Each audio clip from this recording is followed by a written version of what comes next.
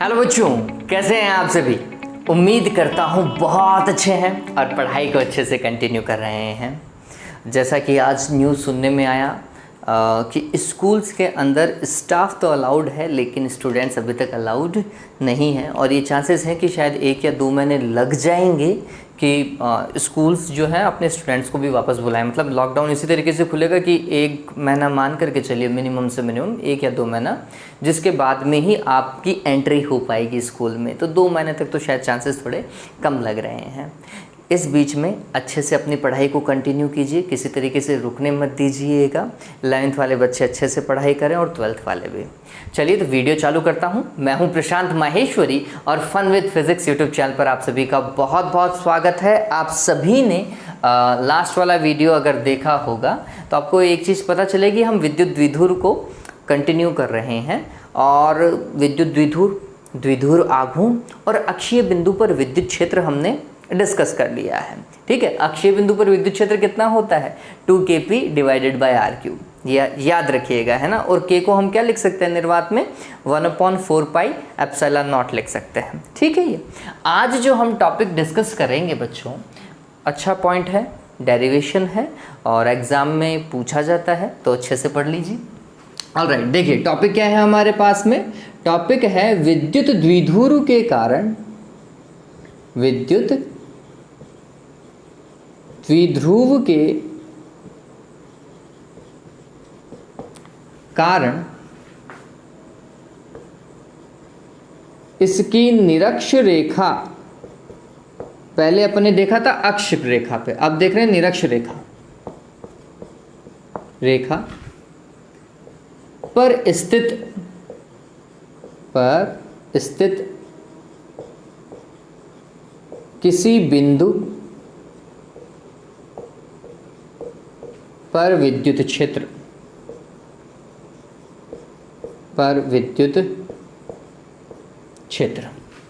ठीक है। अब हम कहाँ देखेंगे बच्चों, हम इसकी निरक्ष रेखा पर विद्युत क्षेत्र को देखेंगे। ये चीज हमें आज डिस्कस करनी है। ठीक है, ये बात।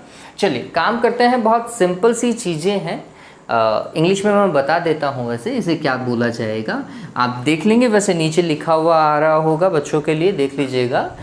Electric field due to electric dipole at a point on a equatorial line. निरक्ष को क्या बोलते हैं हम बच्चों, इक्वेटोरियल लाइन बोलते हैं। हाँ, निरक्ष की जगह जो हिंदी मीडियम वाले बच्चे ध्यान में रखेंगे, इसे अनुप्रस्थ रेखा भी बोला जाता है। और इसे क्या बोला जाता है बच्चों, अनुप्रस्थ रेखा भी बोला जाता है। ठीक है, अनुप्रस्थ रेखा के साथ में इसे समटाइम्स विषुवतीय तल भी लिखा गया है। विषुवतीय तल, ठीक है। तो बात एक ही है, कंफ्यूज मत होइएगा। अगर आप एनसीईआरटी देखेंगे तो विषुवतीय तल ही लिखा गया है ना। अब हमें क्या करना है, सबसे पहले देखिए कि इलेक्ट्रिक डाइपोल को कैसा बनाएंगे, विद्युत द्विध्रुव को कैसा बनाएंगे। आप सभी को पता है कैसे बनाते हैं। 2 पॉइंट बना लीजिए अच्छे खासे। ठीक, एक के ऊपर आप लिख दीजिए प्लस का क्यू आवेश मान लेता हूं, एक पर मैं मान लेता हूं माइनस का क्यू आवेश। आप माइनस का क्यू इधर भी लिख सकते हैं, तो फिर प्लस का क्यू उधर लिख दीजिएगा, दूसरी तरफ लिख दीजिएगा। और ये हमने बोला कि ये विद्युत द्विध्रुव है AB। ये कौन सा है विद्युत द्विध्रुव, AB। इस विद्युत द्विध्रुव का मध्य बिंदु ये, इसे हमने माना O। ये क्या है, इसका मध्य बिंदु है। तो ये ध्यान में रखो, ये वाली लाइन तो इसकी अक्षीय रेखा होगी, जो द्विध्रुव के दोनों आवेशों को मिलाएगी वो अक्षीय रेखा है। ठीक है, और इस अक्षीय रेखा के लंबवत तथा द्विध्रुव के मध्य बिंदु से गुजरने वाली रेखा ये ठीक, इसे हम निरक्ष रेखा बोलते हैं, ध्यान में रखिएगा। तो मैं अगर ड्रॉ करने लगा तो ये शायद कुछ ऐसा जाना चाहिए, निरक्ष रेखा ऐसे जाएगी। ठीक है, ये ध्यान में रखिएगा। डन हुआ। अब ध्यान में रखो कि द्विध्रुव का ये पूरा का पूरी दूरी कितनी होती है, 2a। अगर ये 2a है तो हमें ये पता चल जाना चाहिए कि ये दूरी a है ना बच्चों। ये तो अपन ने लास्ट टाइम डिस्कस किया है, ये a है ना। डन हो गया यहां तक। चलिए अब आगे देखो, यहां पर हम कोई पॉइंट मान रहे हैं P। ये कोई पॉइंट है P। जहां पर हमें विद्युत क्षेत्र कैलकुलेट करना है। किसके कारण? इस द्विध्रुव के कारण इस P बिंदु पर हमें क्या कैलकुलेट करना है? विद्युत क्षेत्र कैलकुलेट करना है। अब इस P बिंदु के लिए भी क्या कहा गया है कि विद्युत द्विध्रुव के मध्य बिंदु O से स्मॉल r डिस्टेंस पर, ये यहां से लेकर यहां तक के डिस्टेंस जो है ये स्मॉल r है, ठीक है। मध्य बिंदु से स्मॉल r दूरी पर स्थित किसी बिंदु P पर द्विध्रुव के कारण विद्युत क्षेत्र की गणना करनी, ठीक है। अब ये गणना कैसे की जाएगी? बहुत सिंपल है। देखिए, प्लस के आवेश के कारण किसी भी पॉइंट के ऊपर विद्युत क्षेत्र दूर जाता हुआ होता है, आवेश से दूर जाता हुआ होता है, तो हम बोलेंगे कि इसके कारण विद्युत क्षेत्र कुछ ऐसा देखा जाएगा, यू है ना। स्केल से सीधी लाइन खींच लीजिएगा, मेरी तो शायद थोड़ी बहुत टेढ़ी हो गई हो, आप स्केल से सीधी लाइन खींच लीजिएगा। और इस वाले विद्युत क्षेत्र को हमने लिख दिया E, और ये किसके कारण था? प्लस के Q के कारण था, ठीक है। मैं सदिश रूप में लिख रहा हूं, कोई दिक्कत नहीं है उससे। ऐसे ही माइनस के आवेश के कारण क्या होगा? आकर्षित होता हुआ देखा जाएगा, तो ये कुछ ऐसा देखा गया, U, ये विद्युत क्षेत्र ऐसा आ जाएगा ये। और ये विद्युत क्षेत्र किसके कारण है? माइनस के Q आवेश के कारण, ये ध्यान में रखना। आप चाहें तो E1 और E2 लिख लीजिए, वो भी बहुत सुविधाजनक रहता है, ठीक। फिर अब ये समझिएगा बच्चों, यहां पर हम बोल रहे हैं कि ये वाला कोण जो है थीटा है, तो ये वाला कोण भी थीटा होगा। बताओ भाई क्यों होगा? चलिए देखते हैं, हम डायग्राम को देखते हैं। तो हमने बोला कि एक त्रिभुज है OAP और एक त्रिभुज है OBP और एक पूरा त्रिभुज कुछ ऐसा भी है ABP। अगर इसमें ABP को तरीके से गौर करता हूं तो समझिएगा ये दूरी कितनी है, AP दूरी कितनी है। AP दूरी अगर मैं कैलकुलेट करूं, मैं नीचे कैलकुलेट कर देता हूं यहां पर कि AP आएगी कितनी। तो आप गौर करेंगे AP वास्तविकता में इस समकोण त्रिभुज का कर्ण है। दिख रहा है क्या ये त्रिभुज? इस त्रिभुज का कर्ण है। कर्ण क्या होता है? आधार का स्क्वायर प्लस लंब का स्क्वायर, या लंब का स्क्वायर प्लस आधार का स्क्वायर। लंब कितना? r स्क्वायर, आधार कितना? ये a स्क्वायर, ठीक। तो AP क्या होगा? Under root r square plus a square. होगा नहीं होगा देवताओं? होगा। ऐसे ही करते हैं ना, कर्ण बराबर वर्गमूल होगा किसका? लंब का स्क्वायर प्लस आधार के स्क्वायर के, ठीक है। और ऐसे ही अगर मैं इस BP को कैलकुलेट करता हूं, किसको? BP या फिर PB, कैसे भी लिख दीजिए। तो इस त्रिभुज में चलो, इस त्रिभुज में भी आप देखोगे कि ये तो आधार A है और ये लंब जो है वो R है। तो लंब का स्क्वायर प्लस आधार का स्क्वायर और उसका अंडर रूट, ऐसा ही होगा। तो जब हम BP देखते हैं तो BP हमें पता चलता है वापस से इतना ही है, R square plus A square और उसका अंडर रूट। गौर कीजिए, AP और BP, अगर ये पूरा त्रिभुज देखूं तो AP और BP दोनों परिमाण में समान है, दोनों का मान समान है, समद्विबाहु त्रिभुज। और अगर समद्विबाहु त्रिभुज है तो इसके आमने सामने के कोण भी क्या होने चाहिए? समान होने चाहिए। तो अगर ये थीटा है तो बच्चों ये भी थीटा ही होगा, ठीक है। क्लियर हुआ? अब चलो आगे चलते हैं। अब हम क्या कर रहे हैं, ये जो इसकी रेखा है ना, अक्षीय रेखा, ऐसी की ऐसी अक्षीय रेखा के समांतर हमने एक और रेखा खींच दी है, हमने खींची है ये रेखा, ठीक। तो इसके समांतर है, ये दोनों रेखा एक दूसरे के क्या है? समांतर है। अगर ये दोनों रेखा समांतर हैं तो आपको पता चलेगा Z आकृति में बने कोण क्या होते हैं? समान होते हैं। तो अगर भैया ये थीटा है ना बच्चों, तो ये भी थीटा ही होगा।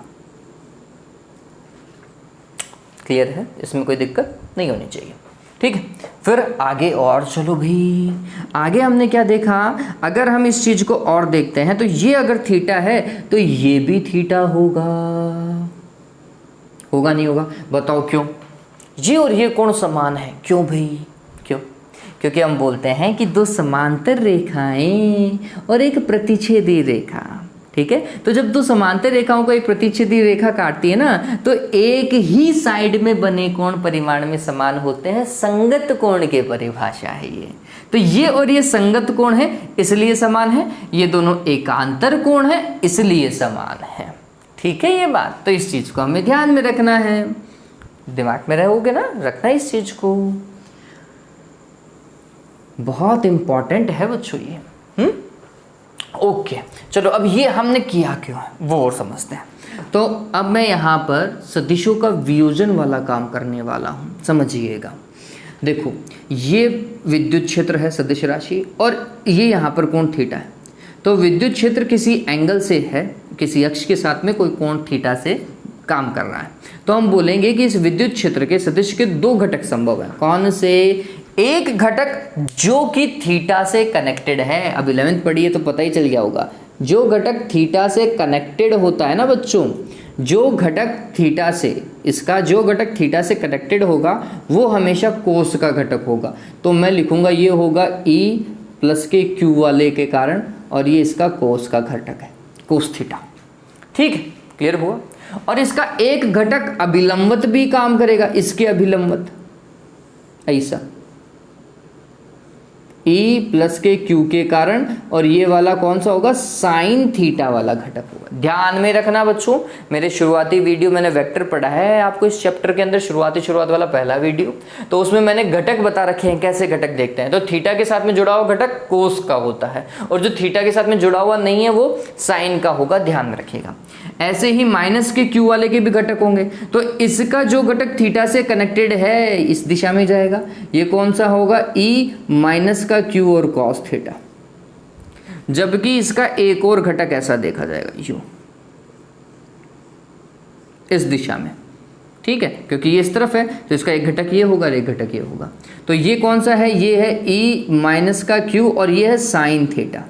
आप गौर कीजिए, साइन थीटा वाले घटक एक दूसरे के क्या है?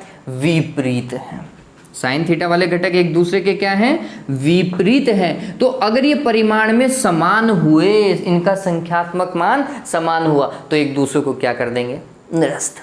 ठीक है, जबकि कोस थीटा वाले घटक तो एक ही दिशा में कार्यरत है। अगर एक ही दिशा में कार्यरत है तो जुड़ेंगे, और परिणामी विद्युत क्षेत्र जो है वो इस कोस के घटक से ही मिलेगा। ये बात ध्यान में रखना। और देखा जाए तो परिणामी विद्युत क्षेत्र देखो क्या होगा, ये दोनों एक ही दिशा में काम कर रहे हैं, तो दोनों घटकों को जोड़ दो, परिणामी विद्युत क्षेत्र। ठीक है, तो हम बोलेंगे EQ cos theta plus E minus का Q कोस थीटा, इन दोनों को जोड़ दो, परिणामी विद्युत क्षेत्र परिमाण में मिल जाएगा। दिशा देखनी है, दिशा देखो, दिशा कैसे देखेंगे बताता हूं। देखो अब दिशा के लिए आप सभी को पता है द्विध्रुव की दिशा माइनस से प्लस की ओर होती है। कहां से? माइनस से प्लस की ओर। तो आप देखेंगे कि द्विध्रुव की दिशा ये देखी जाएगी, ये P सदिश होगा। ये क्या होगा? P सदिश होगा। और कैसा? माइनस से प्लस की ओर, इस तरफ से। ठीक है, जबकि परिणामी ऐसे काम कर रहा है। बताओ दोनों की दिशा समान है या फिर विपरीत है? परिणामी विद्युत क्षेत्र ऐसा, द्विध्रुव आघूर्ण की दिशा ऐसी, दोनों एक दूसरे के विपरीत हैं भाई, विपरीत हैं। तो क्या करेंगे हम? दिशा तो लगाएंगे P कैप, और विपरीत होने के कारण एक माइनस का P कैप साथ में चलेगा। ये माइनस का P कैप, अगर दोनों की दिशा एक ही होती ना, यूं यूं एक ही होती, तो हम प्लस का P कैप लगाते जैसे लास्ट टाइम लगाया था। जबकि इसमें विपरीत है तो हम माइनस का P कैप लगाएंगे, ध्यान में रखिएगा। ठीक है, चलिए, तो ये बाद में डिस्कस कर लेंगे, ये सारी चीज़ें हम अच्छे से काम करेंगे भाई, आपको पता भी चलेगा कि हम कैसे डिस्कस करने वाले हैं इन चीज़ों को। हाँ चलो, ये क्लियर है भाई। चलिए बच्चों, तो काम करना चालू करते हैं। जब मैं डेरिवेशन करूंगा तो मेरे को कोस थीटा की भी रिक्वायरमेंट होगी, तो आप चाहें तो पहले ही इस त्रिभुज के अंदर कोस थीटा निकाल लीजिए। आप चाहें तो हम ये काम पहले भी कर सकते हैं। चलिए, पहले मैं थ्योरी लिख देता हूं। तो हमने क्या लिखना है कि माना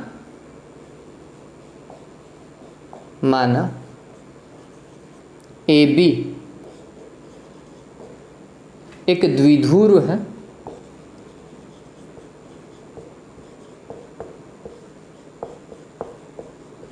जिसका द्विध्रुव आघूर्ण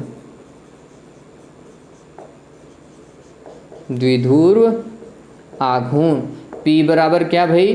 Q इंटू 2A। सभी को पता है ना? है। इस द्विध्रुव के मध्य बिंदु O से इसकी निरक्ष रेखा पर स्मॉल आर दूरी पर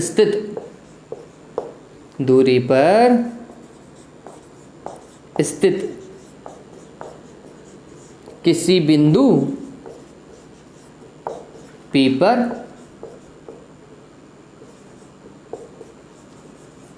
विद्युत क्षेत्र की गणना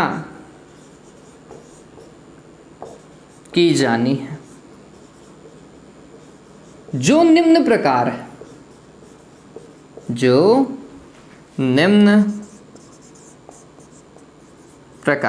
अब हम आगे एक साथ कर लेंगे। एक बार के लिए आप इस डायग्राम को हेडिंग उतारिए, डायग्राम उतारिए और ये उतारिए। ठीक, इंग्लिश में क्या लिखना है वो और मैं लिख देता हूँ बच्चों। इंग्लिश वाला हेडिंग बता रहा हूँ मैं आपको, इंग्लिश की हेडिंग आपको क्या लिखनी है, फिर डेरिवेशन करना चालू करते हैं। इंग्लिश हेडिंग देखिए, इंग्लिश में हेडिंग क्या है हमारे पास में, electric field due to electric dipole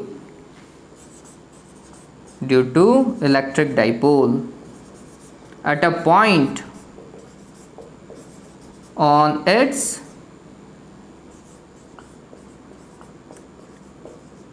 equatorial line.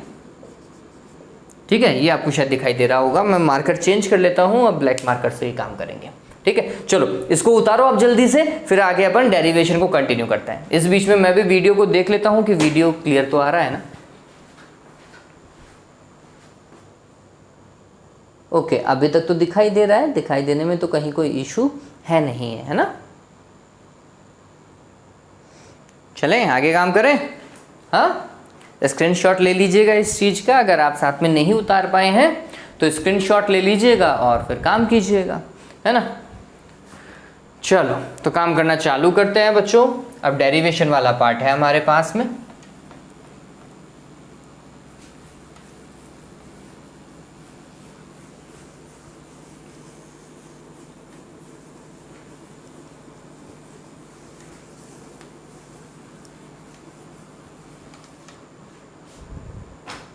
हाँ भाई देखो क्या हो रहा है।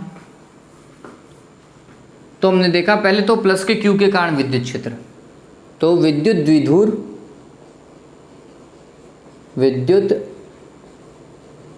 द्विध्रुव के प्लस क्यू आवेश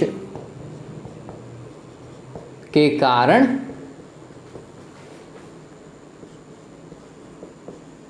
P बिंदु पर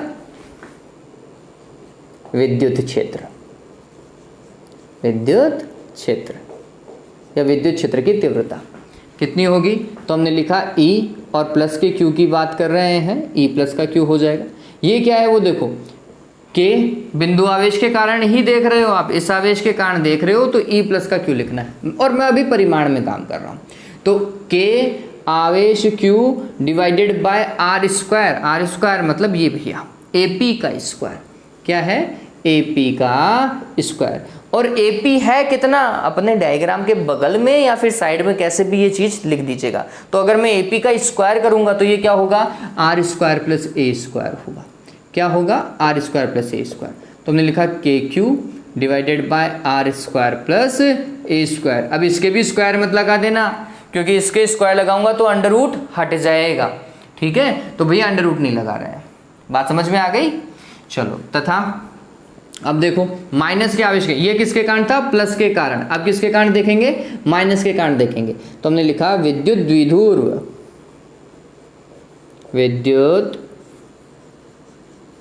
द्विध्रुव के माइनस क्यू आवेश के कारण P बिंदु पर विद्युत क्षेत्र की तीव्रता या विद्युत क्षेत्र। ठीक है, और ये कितना होगा, क्या लिखा जाएगा, तो ये लिखा जाएगा E माइनस का Q is equals to KQ divided by, दूरी देखो इस बार BP है तो हमने क्या लिखना है, BP का स्क्वायर। और BP है कितना भाई, इतना का इतना ही। तो ये क्या होगा, r square plus a square. जो आप गलती कर सकते हो, आप जल्दीबाजी में इनके भी स्क्वायर लगा सकते हो, भाई ऐसा मत करना, ठीक है। आपको सिंपल ही रखना है इस चीज को। तो ये हो गया समीकरण नंबर 1, ये हो गया समीकरण नंबर 2। डन। चलिए अब क्या देखो, समीकरण 1 और 2 को देखो, दोनों एक जैसे हैं, परिमाण में दोनों एक जैसे हैं, लेकिन एक की दिशा ऐसी और एक की दिशा ऐसी, अलग अलग दिशाएं हैं, लेकिन दोनों परिमाण में क्या है बच्चों, समान है। इस चीज को ध्यान में रखिएगा, ठीक। तो अब हम क्या करेंगे, हम बोलेंगे कि ये दोनों परिमाण में समान है। एक लाइन तो ये लिखेंगे। इससे हमें क्या फायदा हुआ, इससे हमें ये फायदा हुआ कि ई साइन थीटा और ई साइन थीटा, एक प्लस के कारण और एक माइनस के आवेश के कारण, ये भी क्या होंगे, परिमाण में समान होंगे भैया, है ना। ये दोनों भी परिमाण में समान होंगे। तो एक ऊपर की ओर काम कर रहा है, एक नीचे की ओर काम कर रहा है, एक दूसरे को क्या कर देंगे, खत्म कर देंगे, निरस्त कर देंगे, ठीक है। तो इसकी तो रामायण ही खत्म हो गई क्या, परिणामी तो इसी से देखा जाएगा। चलिए देखो कैसे करेंगे। अतः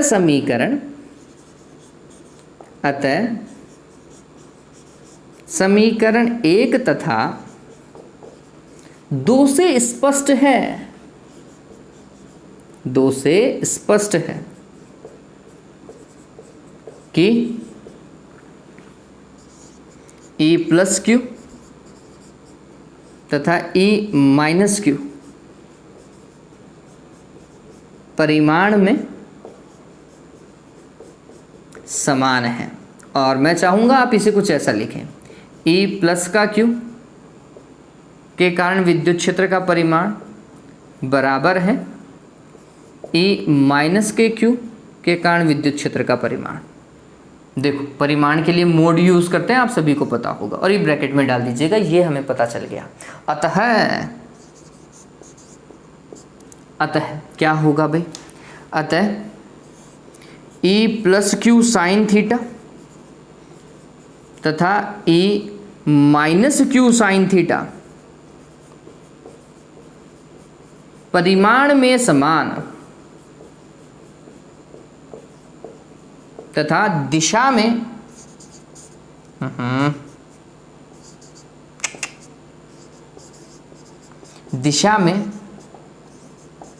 विपरीत होने के कारण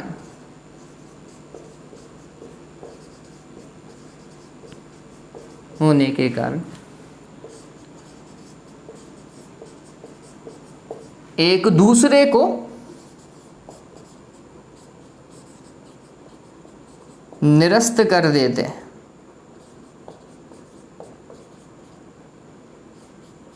एवं P बिंदु पर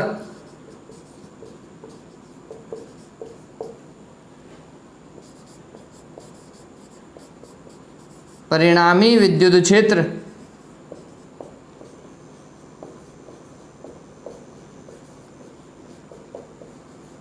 निम्न प्रकार ज्ञात किया जाता है। हाँ भाई, क्या है परिणामी विद्युत क्षेत्र, ई रिजल्टेंट लिख दो या फिर ई ही लिख दीजिए, कोई दिक्कत नहीं है। इसे मैं सदिश में भी लिख सकता हूँ, इसे मैं परिमाण में भी लिख सकता हूँ। चलो अगर परिमाण में काम कर रहे होते तो ऊपर से सदिश हटा दीजिएगा। अब ये क्या होगा, तो हमने बोला ये दोनों घटक एक ही दिशा में काम कर रहे हैं, जोड़ दो। तो हम लिखेंगे ई प्लस का Q cos theta plus E minus का क्यू कॉस थीटा। ठीक है, ये बात जोड़ दो। अगर ये सदिश रूप में नहीं लिखा हुआ होता, लेकिन अभी मैं इसको किस में लिख रहा हूँ, सदिश में लिख रहा हूँ, तो हमने इसको तो ये डाला कि ये तो परिमाण है। ठीक है, अब परिमाण के आगे सदिश लगाने के लिए हम एकांक सदिश का उपयोग करते हैं। और आप सभी को पता है अगर P की दिशा ये है और विद्युत क्षेत्र की दिशा ये है तो एकांक सदिश कौन सा यूज करना है, थोड़ी देर पहले बताया था, P कैप, और वो भी कैसा, माइनस के साथ में।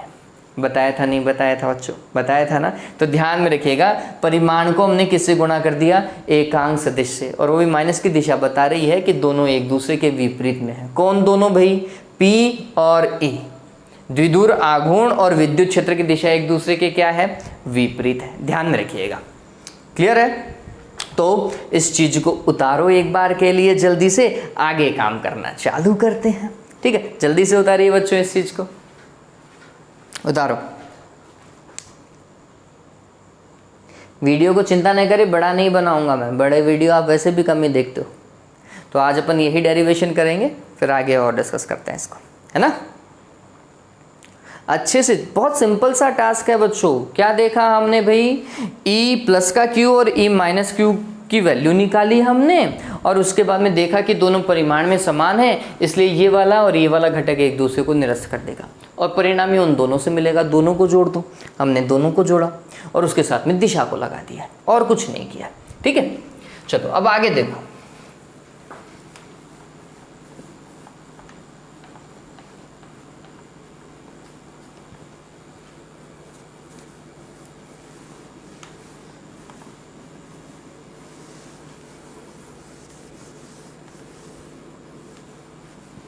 हाँ भाई, आगे क्या भाई, तो आप गौर कीजिए बच्चों, e प्लस क्यू और माइनस क्यू तो बराबर है। ठीक, तो हमने क्या लिखा, समीकरण 1 व 2 से तथा, या फिर चलने दो इसको, e रिजल्टेंट जो है वो कुछ ऐसा होगा, e plus Q cos theta, और इसकी जगह भी हम क्या लिख देंगे, माइनस क्यू की जगह भी क्या लिखेंगे, प्लस का क्यू कॉस थीटा लिखेंगे।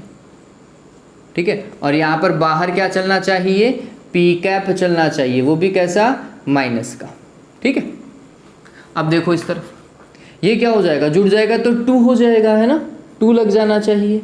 तो रिजल्टेंट विद्युत क्षेत्र जो है वो होगा 2e प्लस का क्यू कॉस थीटा, और यहाँ पर पी कैप, और वो भी कैसा, माइनस के साथ। ठीक है, सदिश रूप में काम कर रहे हैं इसलिए। अब मेरे को क्या रखना है, एक तो e प्लस की क्यू की वैल्यू रखनी है, और एक कोस थीटा की वैल्यू रखनी है। कोस थीटा आप कहीं से भी देख सकते हो। चलिए मैं इसी त्रिभुज में देख रहा हूँ, और ध्यान में रखना देवताओं, कोस थीटा के लिए अलग से समीकरण बनाने की आवश्यकता है नहीं, आप डायरेक्ट ही करेंगे। डायग्राम के बगल में ही ये काम करना है, और डायग्राम की एक तरफ तो ये कर दीजिएगा। कॉपी वैसे भी बहुत चौड़ी आती है बोर्ड की, है ना, तो डायग्राम के एक तरफ ये काम करना है और डायग्राम के दूसरी तरफ कोस थीटा वाला काम करना है। कोस थीटा कैसे निकालेंगे, तो हमने लिखा कोस थीटा बराबर आधार बटा कर्ण, कोई भी एक त्रिभुज ले लो, या तो ये ले लो या फिर ये ले लो। तो होता क्या है, आधार बटा कर्ण होता है। तो इस वाले त्रिभुज में आधार कौन सा, ये है, तो मैंने लिखा ओ ए, बटा कर्ण क्या है भैया, ये ए पी। ठीक है, तो कोस थीटा वास्तविकता में क्या हो जाएगा, ओ ए क्या है, ए है, और ए पी क्या है, ए पी देखो r square plus a square का अंडर रूट, जिसे मैं क्या लिख सकता हूँ, r square plus a square, और घात कितनी बच्चों, 1/2। बताओ भाई, अंडर रूट को 1/2 लिख सकते हैं ना, लिख सकते हैं। देवताओं यही काम करेंगे, बस मैथमेटिक्स अच्छे से कर लीजिएगा, डेरिवेशन तो सॉल्व हो चुका है अपना।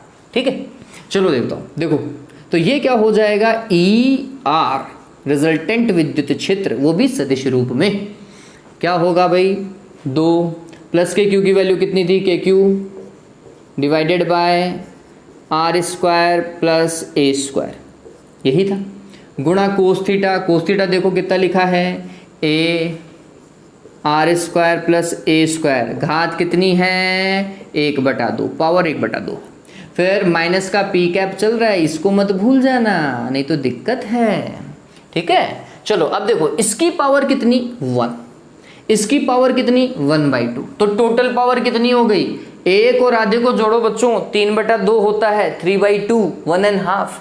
ठीक, और ये 2 है ना, इसके साथ में ले आओ, तो ये कुछ ऐसा आपको दिखाई देगा, के क्यू और 2 को मैंने इससे गुणा कर दिया, तो ये हो गया 2a।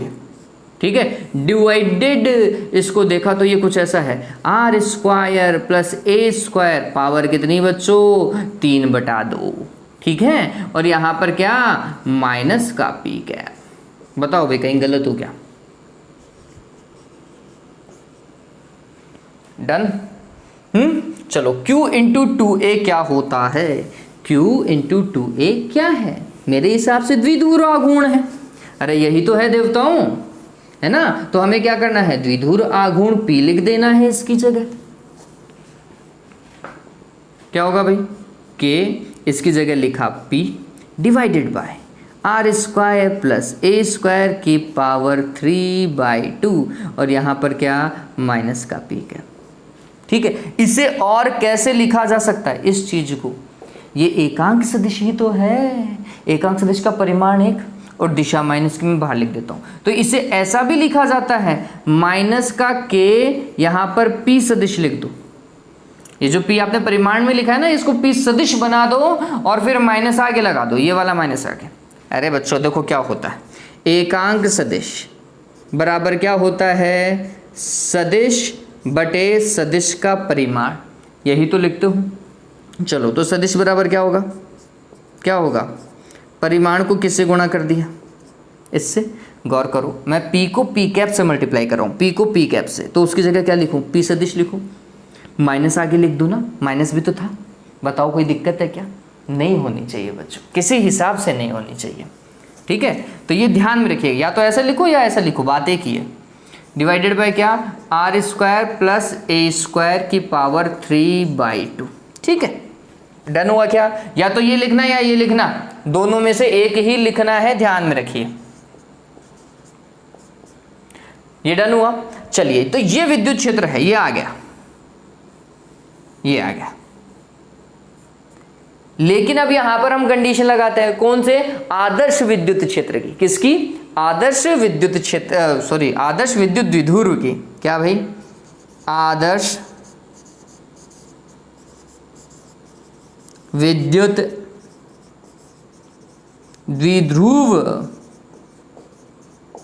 हेतु क्या होता है भाई, इस ए का मान बहुत कम होता है, किसकी तुलना में, आर की तुलना में, या फिर आर का मान बहुत ज्यादा होता है ए की तुलना में। अतः ए स्क्वायर को नगण्य मानने पर, ठीक है, इसको क्या मानेंगे, नगण्य मानेंगे, है ना। क्या हो जाएगा देखो, तो ई रिजल्टेंट बराबर होगा के पी, और यहाँ पर मैं लिख देता हूँ पी कैप, वो भी कैसा, माइनस का, डिवाइडेड बाय, देखिए आर स्क्वायर लिखा, ए स्क्वायर को हटा दो, और इसकी पावर कितनी, 3/2, 2 से 2 गया, तो ये हो जाएगा के पी, यहाँ पर पी कैप माइनस का लिख दीजिएगा, डिवाइडेड बाय आर की घात 3, ठीक है। कुल मिलाकर के ये ध्यान में रखिए, ये है परिणामी विद्युत क्षेत्र। इसे आप चाहें, और मैं तो आपको कहूंगा कि इसी फॉन्ट में लिख दीजिए इसे, ई रिजल्टेंट बराबर क्या लिखो, माइनस का के पी सदिश डिवाइडेड बाय आर क्यूब, यही लिखो, ज़्यादा सही है, इससे ज़्यादा सही तो ये दिखता है मेरे को, ठीक है। वो लिखने की तरीके से ज़्यादा सही तो ये है ना, ऐसा लिख दो, ये ज़्यादा अच्छा लगता है लिखने में। तो पहले ये लिखो, फिर ये लिखो, और उसके बाद में ये काम कर देना, या फिर उसके बाद में ये काम कर देना, जैसा भी आपको लगे सही, ठीक है। तो मैं बता चुका हूँ। अब देखो क्या अंतर है अक्ष में और निरक्ष में। आप अक्ष में देखोगे तो यहाँ पर 2 लिखा हुआ था और प्लस का चिन्ह था, अक्ष में यहाँ प्लस का चिन्ह था और 2 लिखा हुआ था, 2 आगे 2 से गुणा हो रहा था, जबकि निरक्ष में माइनस का चिन्ह है और 2 से गुणा नहीं है। कुल मिलाकर के अक्ष दुगना होता है, किससे, निरक्ष से, ठीक है। इस चीज़ को उतारो, फिर अपन एक साथ काम करते हैं। एग्जाम में आए तो यहाँ तक काम कर दीजिएगा, ठीक है, आसानी से अच्छे से तरीके से कीजिएगा। उतारो इसे, मैं वीडियो चेक करता हूँ।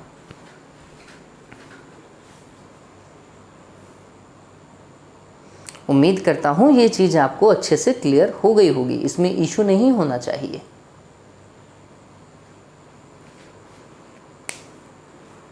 ये डन है बच्चों, चलो, हाँ, तो डेरिवेशन कंप्लीट हो गया है। माइनस का चिन्ह क्या बता रहा है, ध्यान में रखिएगा, क्या बता रहा है बच्चों, कि विद्युत क्षेत्र की दिशा तथा द्विध्रुव आघूर्ण की दिशा एक दूसरे के क्या है, विपरीत है। ये मैं लिख देता हूं, ये लाइन लिख लीजिएगा, यहां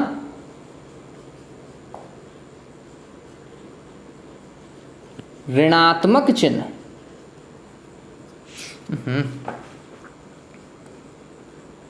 यह प्रदर्शित करता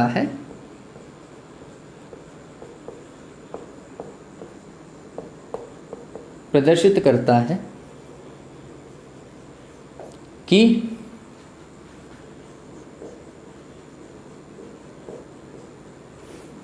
सॉरी, एक वर्ड और लिख देते हैं। निरक्ष रेखा पर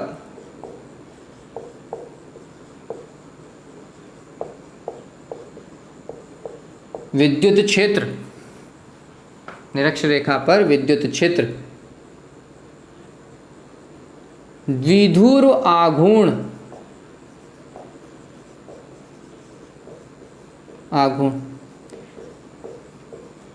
की दिशा के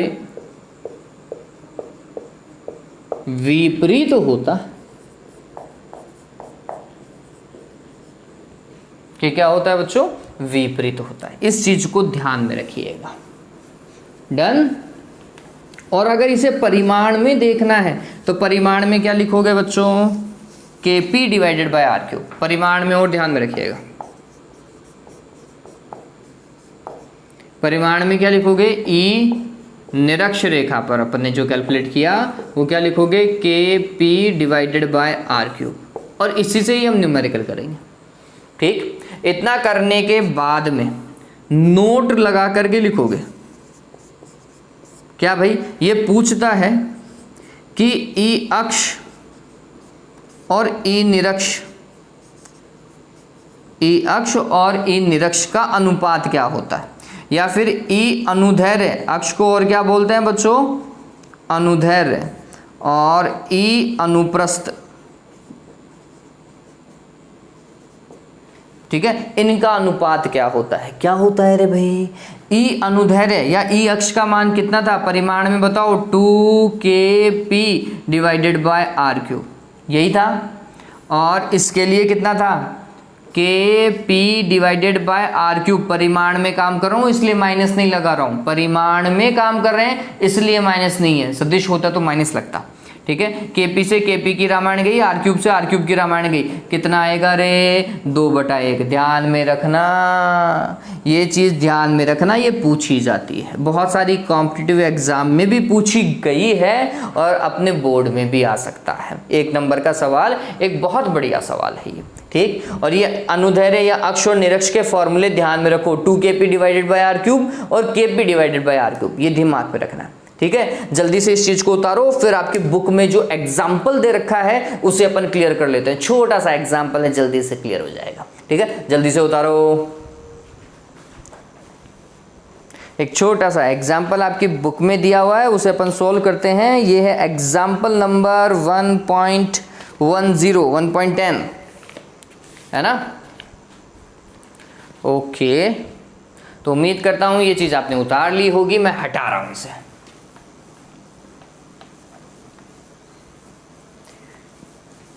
बच्चों, पढ़ाई कंटिन्यू रखिएगा, चाहे आप कोई सा भी यूट्यूब चैनल देख रहे हों या सेल्फ स्टडी कर रहे हों, पढ़ाई को कंटिन्यू रखिएगा।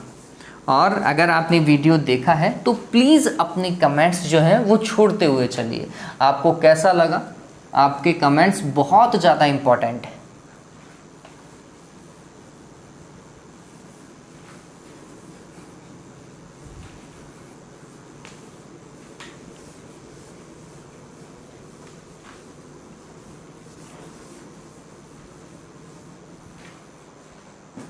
हाँ भाई, काम करें। ओके, हाँ, एग्जाम्पल 1.10। वैसे इस तरफ आपको एग्जाम्पल ही दिखाई दे जाएगा, मैं इस तरफ काम करता हूँ। इसे सॉल्यूशन इधर देखेंगे, है ना? देखो क्या बोल रहा है, +-10 माइक्रोकूलम विद्युत द्विध्रुव में आवेश को ऐसे लिखते हैं, प्लस और माइनस को एक साथ लिख देते हैं नॉर्मली, या फिर अलग अलग भी लिख सकते हैं, लेकिन जगह बचाने के चक्कर में ऐसा लिख सकते हो। 10 माइक्रोकूलम, तो विद्युत द्विध्रुव का जो आवेश आपको दिया हुआ है ना बच्चों, वो 10 माइक्रोकूलम का ही है। मैं ऐसा लिख देता हूँ, माइक्रो मतलब 10 की घात -6 होता है। हाँ, कि 2 आवेश एक दूसरे से 5 mm की दूरी पर है। 2 आवेश और एक दूसरे से 5 mm की दूरी पर, द्विध्रुव के दोनों आवेशों के बीच की दूरी। वैसे तो डायग्राम जो आपको दिखाई दे रहा होगा उसमें A और B द्विध्रुव है, तो दोनों आवेशों के बीच की दूरी क्या होती है बच्चों? 2a। दोनों आवेशों के बीच की दूरी क्या होती है? 2a। और वो कितनी दे रखी है? 5 mm, मतलब 5 × 10⁻³ मीटर। और ये ध्यान में रखना, ये ए नहीं है, ये क्या है, 2a है। क्या है ये, अपने डेरिवेशन के अकॉर्डिंग 2a है। दोनों आवेशों के बीच की दूरी 2a होती है, a नहीं होती है ना। अगर गलती करोगे तो आप a ही लिख दोगे, तो वो गलत होगा। इस द्विध्रुव के अक्ष पर द्विध्रुव के केंद्र से या द्विध्रुव के केंद्र O से दर्शाए गए चित्रानुसार, वो देखो 1.21 दे रखा है और उसमें a दे रखा है। धनावेश को 15 सेंटीमीटर की दूरी पर स्थित किसी बिंदु पर और द्विध्रुव के अक्ष के अभिलंबत O से, दूसरा वाला केस में, ठीक है, के अनुसार गुजरने वाली रेखा से 15 सेंटीमीटर की दूरी पर, दोनों ही केस में 15 सेंटीमीटर की दूरी पर है। आर का मान देख लो, दोनों ही केस में आर का मान जो है वो 15 सेंटीमीटर। 15 सेंटीमीटर, 15 सेंटीमीटर मतलब 15 गुणा 10 की घात -2 मीटर। तो आप देखोगे तो इसमें 10 गुने का अंतर है। आर का मान जो है वो बहुत ज़्यादा है, किसकी तुलना में, ए की तुलना में। मैं ये कह सकता हूँ 10 गुना हो रहा है। अरे इन दोनों घातों में 10 का अंतर है नहीं है, तो 10 गुना ज़्यादा है। कौन, आर, मिनिमम 10 गुना ज़्यादा है वैसे, ठीक है। तो आपको क्या ज्ञात करना है, उन बिंदुओं पर P और Q पर विद्युत क्षेत्र ज्ञात करना है। सबसे पहला वाला डायग्राम देखो, देखो सवाल को घुमाया गया है, वो सीधा सीधा नहीं बोल रहा अक्ष रेखा निरक्ष रेखा, ठीक। हालांकि देखकर ही पता चल जा रहा है कि वो क्या करवाना चाहता है। तो हम बोल रहे हैं कि ये मानो, मैं वैसे देख लेता हूँ उसने प्लस का कहाँ रखा है, A पर माइनस का रख रखा है। तो ये A है, ये B है, और यहाँ पे माइनस का 10 माइक्रोकुलाम है, यहाँ पे प्लस का 10 माइक्रोकुलाम है, ठीक है। और ये कोई पॉइंट O है, और इस पॉइंट O से R डिस्टेंस पर यहाँ पर कोई पॉइंट P है, और इस P पॉइंट पे आपको क्या कैलकुलेट करना है, विद्युत क्षेत्र। ये अक्षीय रेखा ही तो है या नहीं है, बताओ, यही है। चलिए, बहुत सिंपल सा टास्क है भाई। इस पर कैसे विद्युत क्षेत्र कैलकुलेट करेंगे, तो हमने लिखा द्विध्रुव की कंडीशन अप्लाई हो रही है, 10 गुना ज़्यादा है, तो ये दूरी ज़्यादा ही है। तो इस केस में अपन क्या लिखेंगे, E और अक्ष वाला केस देखा, E अक्ष बराबर कितना, 2kp divided bye r3। r है मेरे पास में, सिर्फ एक P ही तो चाहिए। और आप जैसे ये डेटा दिया हुआ हो ना द्विध्रुव में, सबसे पहला टास्क क्या करो, P को कैलकुलेट करो। P बराबर क्या होता है, Q × 2a होता है। तो Q को मतलब 10 गुणा 10 की घात -6 को मैं मल्टीप्लाई करूंगा 2a से, 5 गुणा 10 की घात -3 से। गौर करो, ये तो 50 हो जाएगा, और ये कितना हो जाएगा, 10 की घात -9, ठीक है। और मात्रक क्या, कूलाम मीटर। हो गया क्या, डन, बस इतना ठीक है। P का मान आ गया, चलो मान रख सकता हूँ मैं। क्या हो जाएगा देखना, 2k का मान कितना, 9 × 10⁻9। P का मान कितना भैया, 50 गुणा 10 की घात -9, r3, r 15 क्यूब है ना, तो 15 गुणा 15 गुणा 15 कर दो, और इसका क्यूब करोगे तो 10 की घात -6 लिख दीजिएगा। बहुत सिंपल है, ये तो कट गया, एक प्लस का था और एक माइनस का था, खत्म किस्सा। 15 है ना, 15 को कैसे प्राप्त करें भाई, 15 को कैसे प्राप्त करें, हालांकि किया जा सकता है, कोई बड़ी बात है नहीं। पहले देखो 5 से इसको काटो तो ये 10 हो जाएगा, और ये 3, फिर 3, डन है। फिर इस 3 से इसको काटो तो ये 5 आएगा, और 5 से इसको काटोगे तो ये 2 आएगा। आया, ऊपर हो गया 4 और नीचे हो गया 15, तो ये हो गया 4/15, ठीक है, ओके। और ये हो जाएगा 10 की घात ऊपर चला जाएगा तो प्लस का 6 है ना, 4/15 गुणा 10 की घात क्या, प्लस का 6। ये कहाँ पर बच्चों, अक्ष पर, कहाँ पर, अक्ष पर। और विद्युत क्षेत्र है बच्चों न्यूटन प्रति कूलाम लगा लीजिएगा।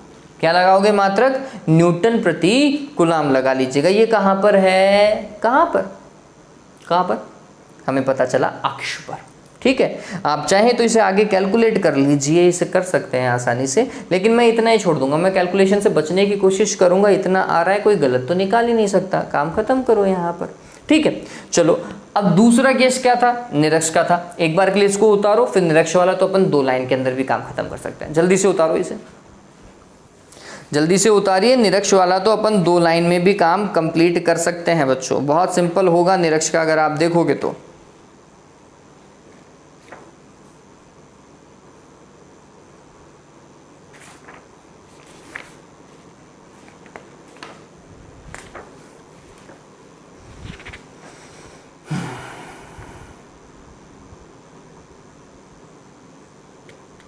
उतार लिया?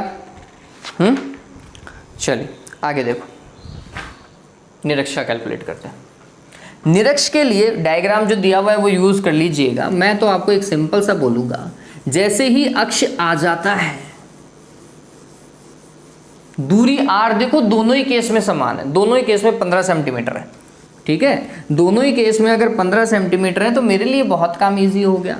मैं बोलूँगा ई निरक्ष बराबर, सिंपल सा था क्या, अक्ष में किसका भाग लगा दो, 2 का भाग लगा दो, क्योंकि r तो दोनों ही केस में समान है, ठीक है। तो आप, मैंने ये तो बताया था अक्ष जो है वो दुगना होता है निरक्ष का, तो फिर अक्ष में 2 का भाग लगा दो। अक्ष कितना था, 4/15 था शायद, गुणा 10 की घात कितना, +6, इसमें भाग किसका, 2 का, ठीक है।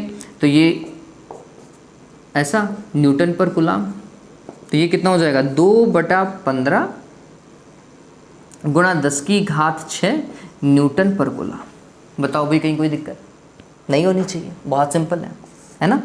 तो इस तरीके से एक बार अगर अक्ष आ गया तो निरक्ष उतनी ही दूरी पर है तो जस्ट आधा कर दो, ठीक है। अगर ये दूरी अलग है निरक्ष की और अक्ष की तो फिर तो आपको कैलकुलेट करना पड़ता है, उस फॉर्मूले से आप काम करते हैं। अदरवाइज अगर ये दूरी दोनों ही केस में समान है, अक्ष में निरक्ष में, तो बहुत सिंपल तरीका है, 2 लाइन में कैलकुलेट होगा, ठीक है। चलिए, तो उम्मीद करता हूँ ये चीज़ आपको समझ में आ गई होगी। चीज़ बहुत सिंपल थी, इतनी कोई टिपिकल है नहीं, ठीक। आपकी बुक में मेरे हिसाब से शायद बहुत बड़ा दिया हुआ है ना, उतनी रिक्वायरमेंट नहीं है हमें करने की। हमें तो बस ये देखना है कि भैया ये जो दूरी है ना, ये ज़्यादा है या कम है, ठीक है। आप देखेंगे 10 गुना का डिफरेंस आ रहा था, 10 गुना बहुत होता है, ठीक है। अपना काम बैठ गया। चलिए, आज के लिए बच्चों इतना ही। उम्मीद करता हूँ ये चीज़ें अच्छे से समझ में आई होगी। वीडियोस को पूरा देखने की कोशिश कीजिएगा, कोई भी चीज़ ऐसी नहीं है जो मैं नहीं पढ़ाऊँगा। आपको अगर वीडियो कंटिन्यू में देखोगे ना, हर एक चीज़ समझ में आएगी। आज के लिए इतना ही बच्चों। Have a good day, take care.